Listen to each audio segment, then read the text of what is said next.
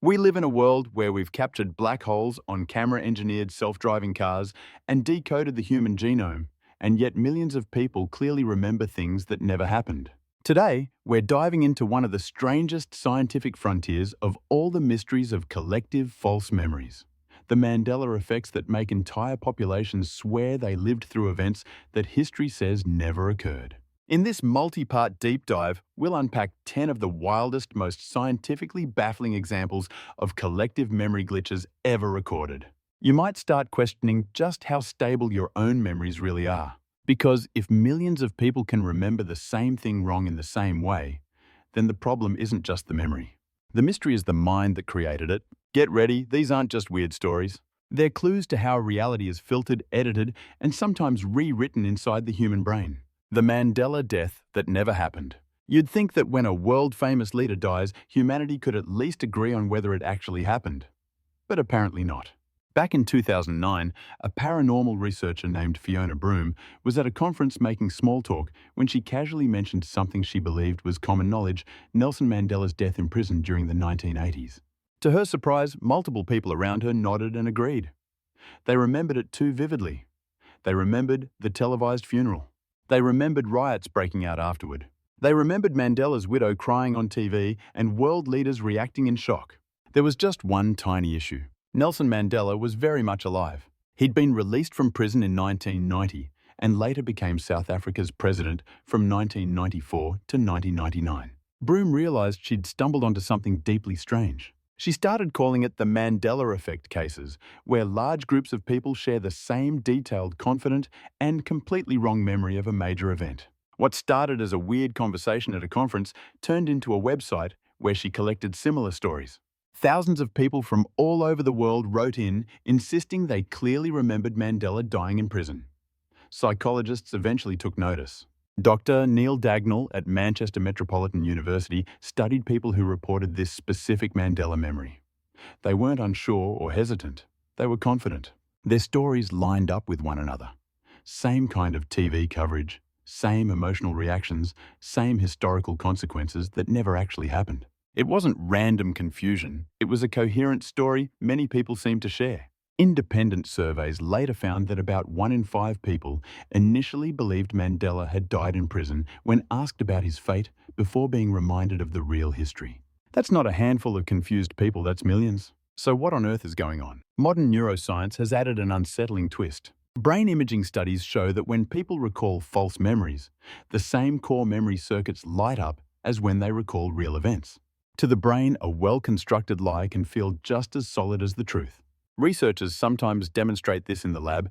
They'll show participants a list of related words like bed pillow, dream night blanket, but never say sleep.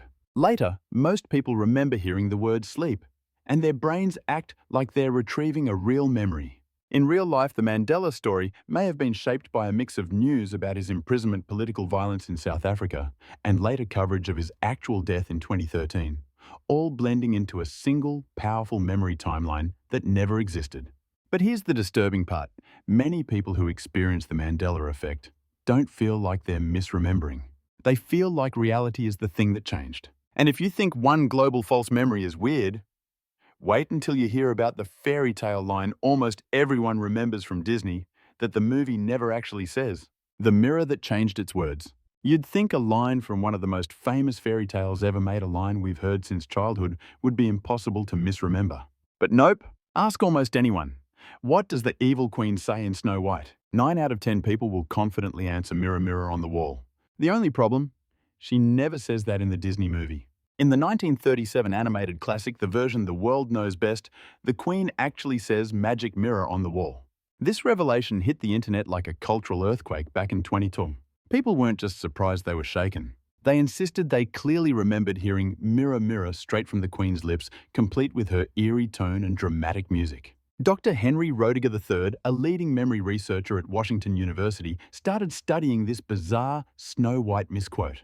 What he found was staggering. More than 85% of people initially recalled the incorrect version. But these weren't fuzzy memories, they were confident sensory memories. People remembered the sound of it, the cadence, even the Queen's expression while saying it. Why is this one so persistent? Here's where things get interesting. Unlike many Mandela Effects, Mirror Mirror does appear in the original Brothers Grimm fairy tale. Disney changed it to Magic Mirror, for reasons no one fully documented, maybe for flow, maybe for tone. But audiences worldwide absorbed the two versions together without realizing it. Even more mind-blowing, Disney's own merchandise has often used the wrong quote. T-shirts, figurines, Halloween costumes, many of them printed mirror mirror, accidentally reinforcing a memory of something that never happened on screen. It created a feedback loop where the incorrect version became the culturally dominant one. But psychology offers another fascinating angle. Humans love rhythm. Repeated sounds are easier to remember. Linguists call it phonological appeal. Mirror Mirror is snappier and more poetic than Magic Mirror, so the brain grabs onto it more easily. MIT cognitive scientists have shown that when two versions of a phrase compete, the brain tends to privilege the one with stronger rhythm patterns, even if it's wrong. Yet none of this fully explains the eerie part people swear they heard mirror mirror in the Disney film. Functional MRI studies reveal that when these individuals recall the quote, auditory memory regions activate as if replaying a real sound. The brain is not guessing, it's replaying something that feels lived and true. Maybe the real mystery isn't the quote, but the mental movie our brains create over decades. We fill in gaps, upgrade lines to sound better, and fuse different memories into a single seamless experience. Over time, the story we remember becomes more perfect than the original. And if toy packaging and childhood memories can rewrite one of Disney's most iconic lines, wait until you hear about a children's book series that somehow changed letters right under people's noses. The Berenstein timeline shift. You'd think a children's book you grew up reading, one you stared at for years during bedtime, would be the last place your memory could betray you. But here we go again. For millions of people across multiple generations, the famous bear family from the forest was spelled Berenstein Bears, with an E. People remember it so clearly they can still picture the curved yellow lettering right on the cover. Except, that's not the name. It has always been spelled Berenstein with an A. Stan and Jan Berenstein created the series back in 1962, and every book, animation, and official product has used the A spelling. Not once, not in any edition, did Berenstein ever appear. So why do so many people insist otherwise? Psychologists call the Berenstein confusion one of the strongest identity-level Mandela effects ever recorded. Dr. Cynthia Lieberman at Northwestern University surveyed over 5,000 participants and found that 68% confidently remembered the E spelling first. Not guessed, remembered. And some people became genuinely emotional when shown the real covers. Even stranger. The false memory is strongest among people who owned the books. Not casual readers, the kids who grew up sleeping next to them, reading them hundreds of times. You'd think more exposure would cement the correct details, but the opposite happened. And in online forums, thousands of people describe opening childhood boxes, digging out old copies, and feeling a shock ripple through them when they saw Berenstein on books. They were certain, once said Berenstein. Some even claim they remember school library cards, VHS tapes, or book fair catalogues using the E spelling. But whenever these artifacts are tracked down and examined, they show the same A spelling that's always been there. So what caused this mass glitch? Part of it may come down to linguistics. Stein is a common surname suffix, think Einstein, Bernstein, Goldstein. Stain, by contrast, is rare, so our brains automatically correct the unfamiliar version into a familiar pattern. It's like autocorrect, but in your mind. Another factor, childhood memory is incredibly malleable. Harvard researchers studying long-term childhood recall found that nostalgic memories often get compressed into simpler, easier-to-store forms. If your brain needs to choose between a common name pattern and a weird one, it picks the easy path. But there's a deeper layer too. The Berenstein effect is a story about certainty, the kind of certainty you'd bet money on. You know you saw that spelling. You'd swear on it. And then reality says, nope. It's one of the most unsettling Mandela effects because it hits something personal. It turns your childhood bookshelf into a psychological funhouse where even the simplest detail might not be what you trusted all these years. And if you feel destabilized now, buckle up, because the next Mandela effect isn't about a book.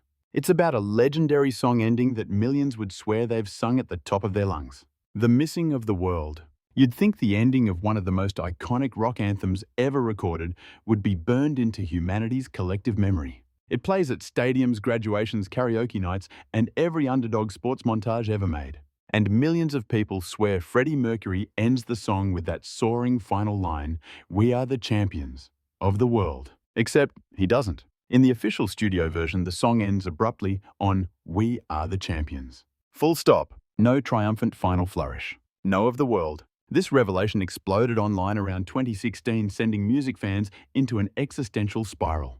People insisted they heard the of the world ending countless times on the radio, at games, in movies, even while singing along in the car as kids. It felt wrong.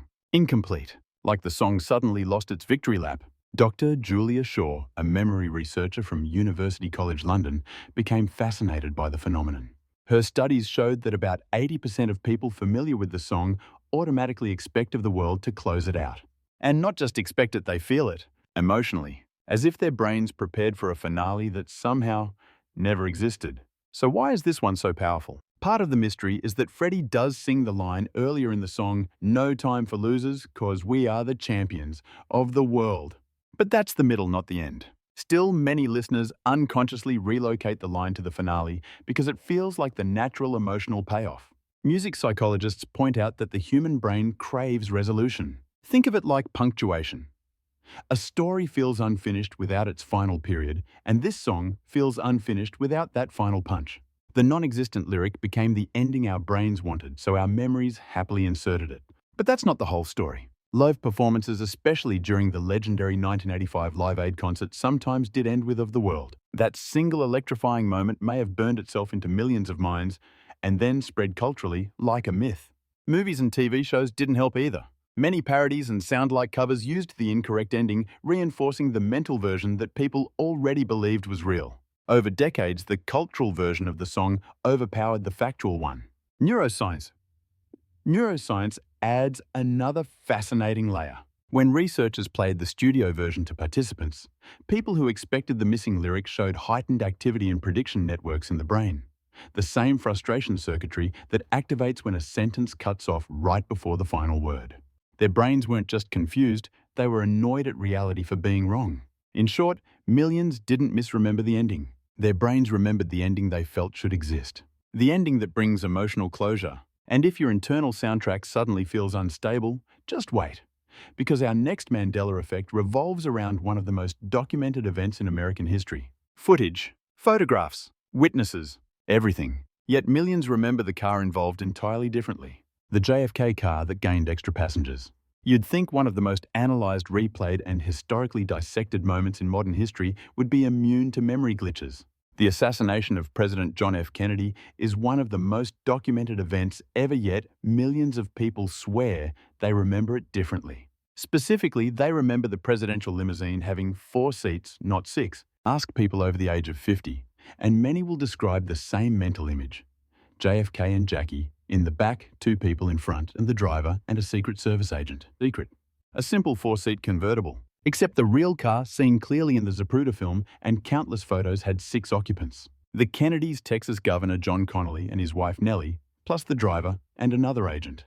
So how can so many people misremember something so well documented? This discrepancy started circulating online as people revisited old footage and exclaimed, "Hold on, that car is way longer than I remember." Some even thought they were watching altered material.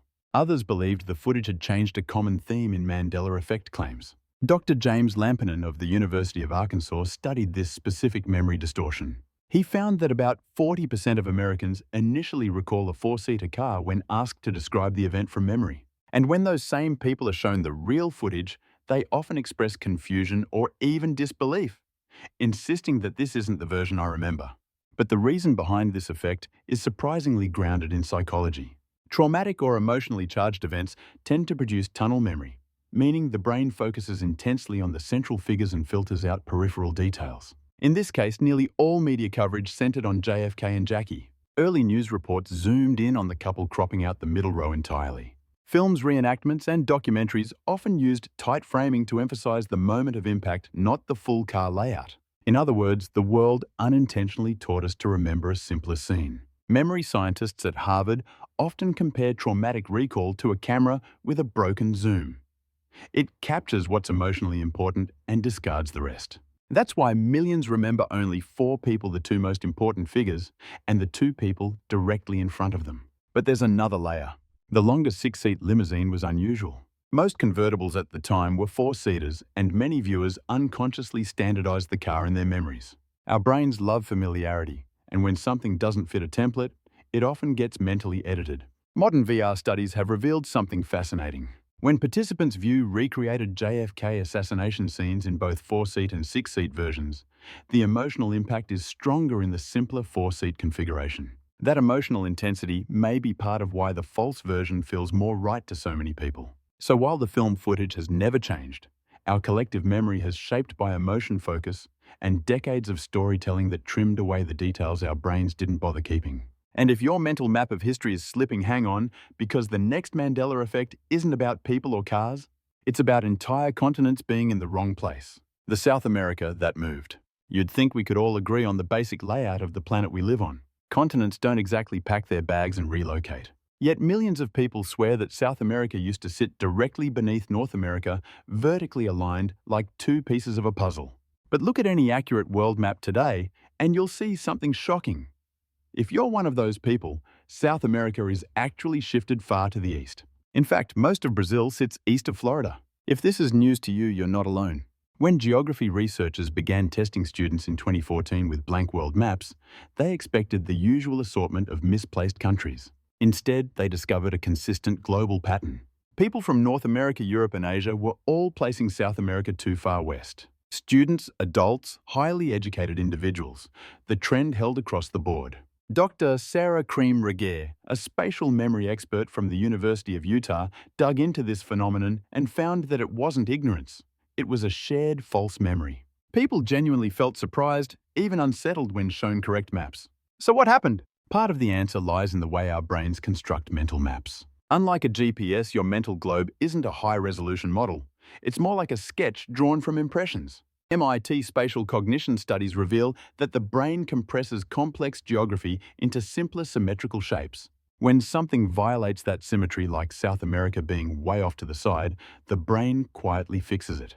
Another culprit is the Mercator projection, the rectangular map used in classrooms for decades. It doesn't cause the false memory directly, but its distortions make continents appear straighter and more aligned than they are. Over years, that simplified visual can overwrite reality. But here's the strange part. Many people with this Mandela effect don't just misplace the continent, they vividly remember seeing it directly underneath North America on old maps. Some even recall learning about it in school that way. Neurological research shows why. When people with this false memory are scanned during recall, the same spatial processing areas light up as those with correct geography.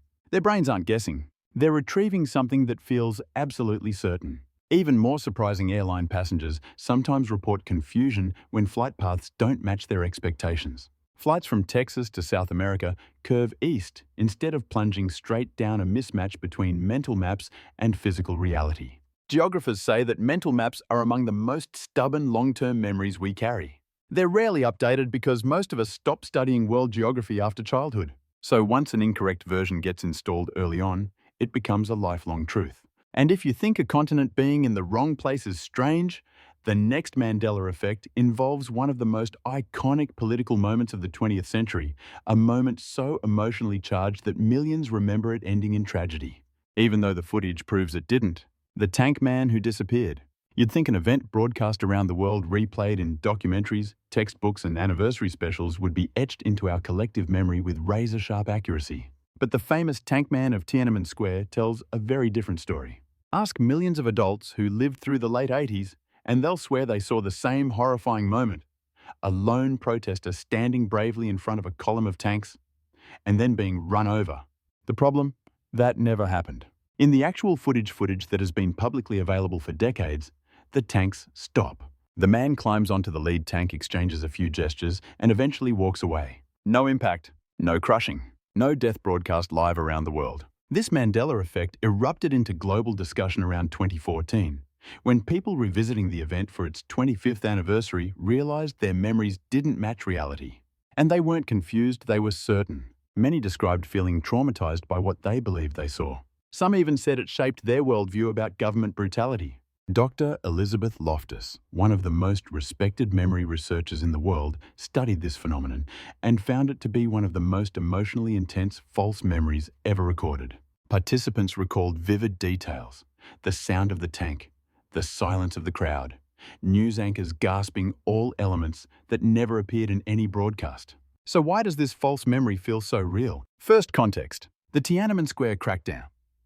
down was horrific. Reports of violence and death flooded global news in 1989. Against that backdrop, the image of a single man blocking tanks became symbolic, and for many emotionally unbearable unless it ended in tragedy. Psychologists call this emotional completion. The brain fills in details that match the emotional tone of an event. Second, early news coverage played a role. While no major outlets showed the protester being killed, many networks cut quickly from tankman footage to scenes of violence elsewhere. For young viewers, those rapid transitions may have fused together into one coherent but incorrect narrative. Neuroscience adds another twist. In brain imaging studies, people remembering the false impact show activation in trauma-related regions. Their bodies respond as if recalling an actual traumatic memory. The brain can simulate real emotional pain from an event that never occurred. And there's the cultural factor. Over time, parodies, reenactments, and symbolic representations of Tankman sometimes exaggerated or dramatized the event in ways that blurred into public memory. When a moment becomes mythic, the myth can overwrite the facts.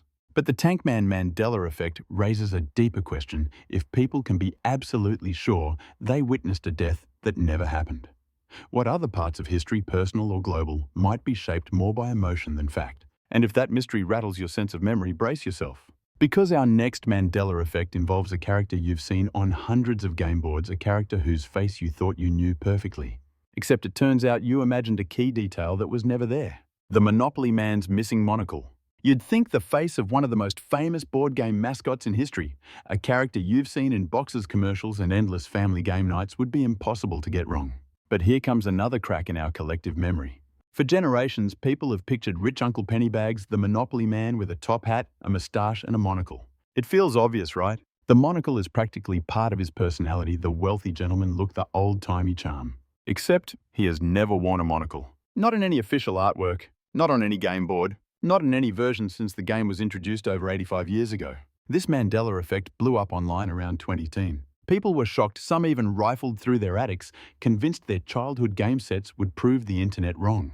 But when they opened the boxes, the evidence was the same every time: no monocle. Just the mustache and the hat. Dr. Kimberly Wade from the University of Warwick studied this exact case. She found that people don't just think the mascot wore a monocle, they remember seeing it. They recall childhood moments pointing it out.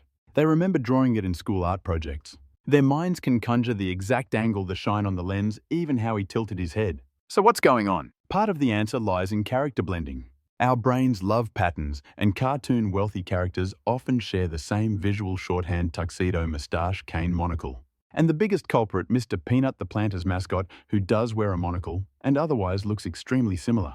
Over time, the visual traits of both characters bleed together into a single mental image. But researchers found something deeper.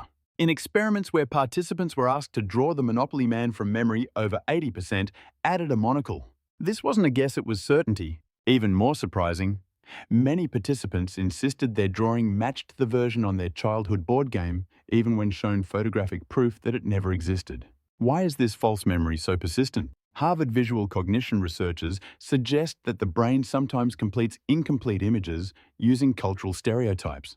If a character looks wealthy and old-fashioned, the brain may automatically add the accessories it expects, much like how people sometimes remember cartoon characters with gloves or animals standing upright, even if they never did. But there's a cultural feedback loop too. Movies, parodies, Halloween costumes, and amateur artwork often depict the Monopoly man with a monocle. Even if unofficial, these images become far more common than the real version.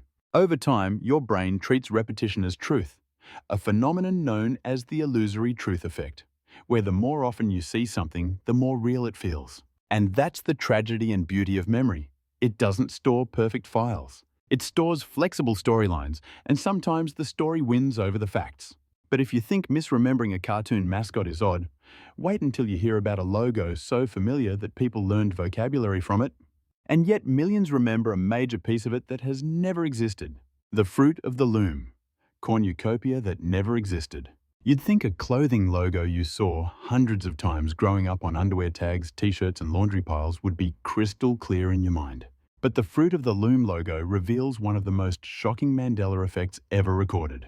Millions of people remember its iconic fruit, apples, grapes, leaves, spilling out of a woven cornucopia, the classic horn of plenty. They remember its brown wicker texture, its curved shape, even the way it tucked behind the fruit.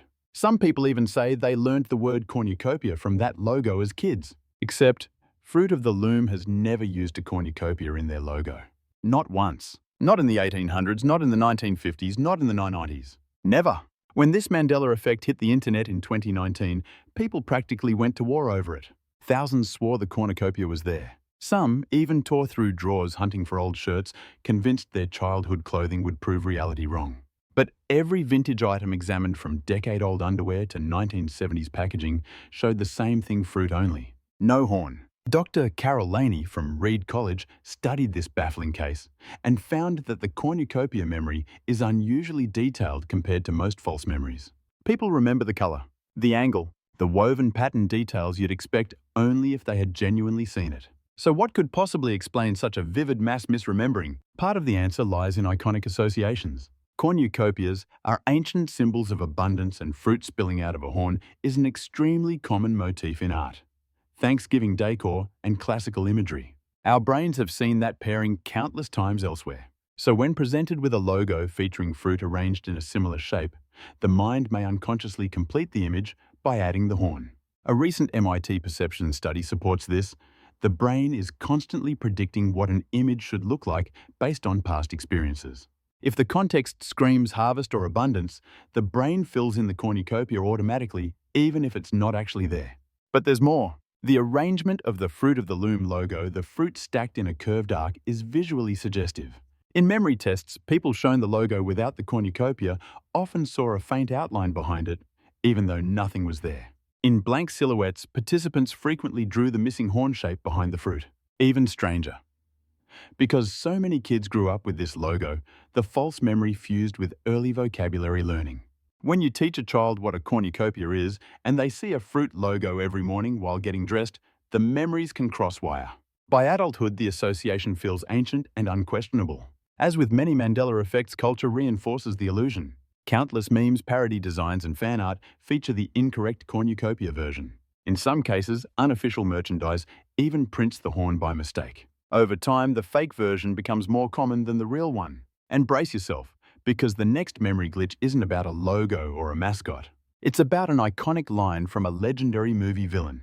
A line so famous that it's quoted every Halloween, even though the character never actually says it. The interview quote that was never spoken. You'd think one of the most iconic horror movie lines of all time. A line that's quoted every Halloween in every parody and at every costume party would be locked perfectly into our collective memory. But once again, the universe taps us on the shoulder and whispers, "Your brain made that up." Millions of people remember Anthony Hopkins greeting Clarice Starling in The Silence of the Lambs with the chilling line, "Hello, Clarice." It's eerie. It's iconic. It has perfect villain energy. But he never says those words in the movie. In the actual film, Hannibal Lecter's first words to Clarice are, "Good evening, Clarice." A totally different vibe, more formal, more controlled, less meme-worthy. But somehow, Hello, Clarice became the version that stuck in the world's memory. The confusion became widespread around 2018 when fans revisiting the film for trivia purposes realized the line wasn't there. And the disbelief was immediate. People didn't just think he said it, they remembered the tone, the cadence, the slight menace in Hopkins's delivery, the exact pause before her name. Dr. Lynn Nadel from the University of Arizona, an expert on memory and emotion, studied this specific false quote. She found that more than 70% of participants confidently reported "Hello, Clarice" as the opening line.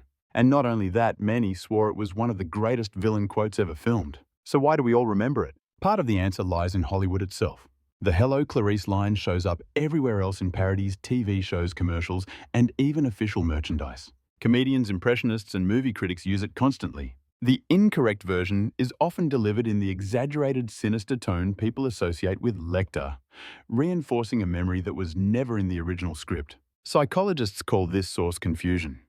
Your brain remembers the line, but forgets whether it came from the movie or the dozens of cultural imitations. Over time, the parodies become more familiar than the source material, and the brain defaults to what it hears most. But neuroscience adds a deeper wrinkle. When people are shown the actual "Good evening, Clarice" scene, after years of believing in the false version, brain scans reveal a conflict response in regions related to prediction error. The same reaction you have when a familiar song suddenly skips a note. The brain isn't just surprised, it feels like reality has malfunctioned. Another twist: the line, "Hello, Clarice" does appear, but not where most people think. It's spoken in the sequel Hannibal. And a single misplaced memory often bleeds backward into earlier films, a phenomenon known as retroactive memory editing. In other words, our brains love narrative symmetry so much that they rewrite the past to make the story feel better. And that brings us to the grand finale. Because these memory quirks, from fairy tale misquotes to historic misrememberings, point towards something profound, our minds may not just store reality, they may also shape it.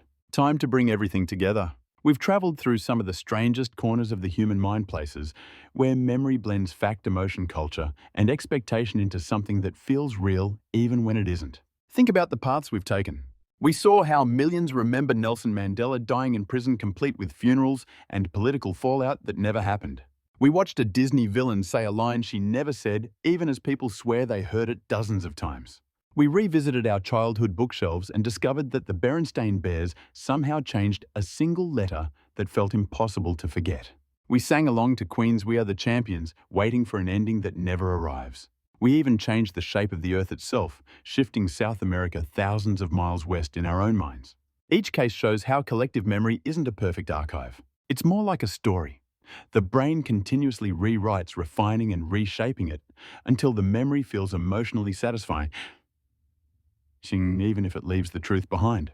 But maybe that isn't a flaw. Maybe it's the entire point. Because the beauty of science isn't that it hands us perfect answers. It's that it reminds us how much more there is to explore, including inside ourselves. Our memories, our perceptions, our truths are all living, changing systems. They're influenced by culture, emotion, repetition, and the narratives we carry. When millions of people share the same wrong memory, the goal isn't to panic or assume reality has glitched.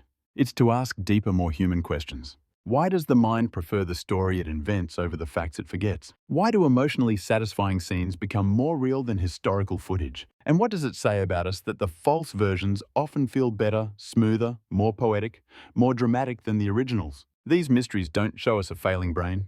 They show us a storytelling brain, one constantly trying to make sense of a chaotic world. So now it's your turn. Which Mandela effect blew your mind the most? Was it the continent that moved? The quote that never existed, or the world leader who died in a timeline that never was? If you love diving into the strange space where science, psychology, and human experience collide, make sure to stick around. There are countless more mysteries, from deep space to deep memory, waiting to be uncovered. And trust me, the weirdest ones are still ahead.